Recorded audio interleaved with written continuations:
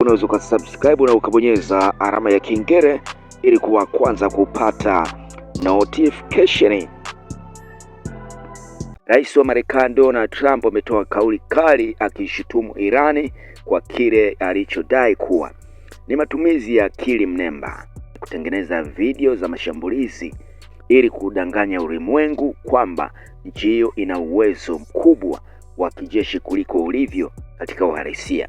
Baadhi ya video zinazosambazwa mitandaoni zikionyesha Irani ikifanya mashambulizi au kujibu mashambulizi kutoka kwa maadui wake si halisi, bali ni video zilizotengenezwa kwa mbinu za kisasa za uhariri na propaganda. Kwa mujibu wa kauli ya Donald Trump, lengo la video hizo ni kuonyesha kana kwamba Irani ina uwezo mkubwa wa kujibu mashambulizi ya kijeshi, jambo ambalo lidai halilingani na ukweli wala uwezo wa nchi hiyo.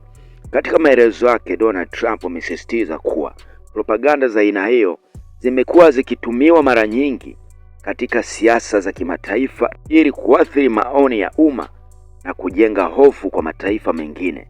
Jamii ya kimataifa inapaswa kuwa makini kuchambua taarifa na picha zilizosambazwa mtandaoni, hasa wakati zinahusisha masuala ya kijeshi. Wanajaribu kuonesha dunia kwamba wanajibu mashambulizi na wana nguvu kubwa ya kijeshi, lakini ukweli ni kwamba video nyingi hizo hazina uhalisia, amedai Rais Donald Trump katika kauli yake iliyosambaa kwenye mitandao mbalimbali ya kijamii. Hadi sasa serikali ya Irani haijatoa jibu rasmi kuhusu madai hayo ya Rais Donald Trump. Pia jeshi la Irani limeanzisha mashambulizi makubwa ya makombora ya balistiki dhidi ya Israeli na Marekani katika maeneo mengi wanayoyamiliki pamoja na eneo la Ghuba ya Uajemi, ikiwa ni kulipiza kisasi kwa vita ya uchokozi vilivyoanzishwa dhidi ya Irani. Jeshi hilo limesema kuwa limeanzisha wimbi la 55 la mashambulizi ya makombora katika operation ya kulipiza kisasi ijulikanayo kama Operation True Promise 4. Kwa mujibu wa taarifa hiyo, maeneo hayo yanayojumuisha vituo vya uzalishaji wa silaha za kijeshi za anga pamoja na vituo vya vifaa vya kuongeza mafuta kwa ndege angani.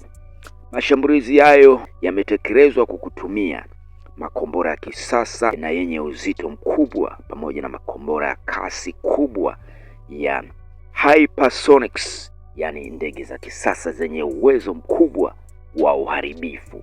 Ripoti hiyo inaeleza kuwa Marekani na utawala wa Israeli walizindua kampeni kubwa ya kijeshi dhidi ya Irani kufuatia kuuawa kwa kiongozi wa mapinduzi ya Kiislamu Ali Khamenei pamoja na makamanda kadhaa waandamizi wa kijeshi na raia tarehe 28 Februari.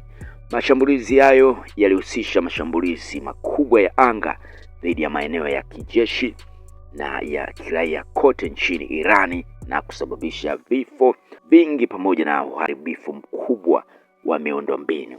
Kwa mujibu wa mashambulizi hayo, vikosi vya ulinzi vya Irani vimefanya operesheni za kulipiza kisasi na kulenga maeneo ya Marekani na Israeli katika maeneo wanayoyadhibiti pamoja na kambi zao za kijeshi. Irani imekuwa katika mashambulizi makubwa ambayo mpaka sasa ni takriban wiki ya 3 sasa mashambulizi hayo yanaendelea.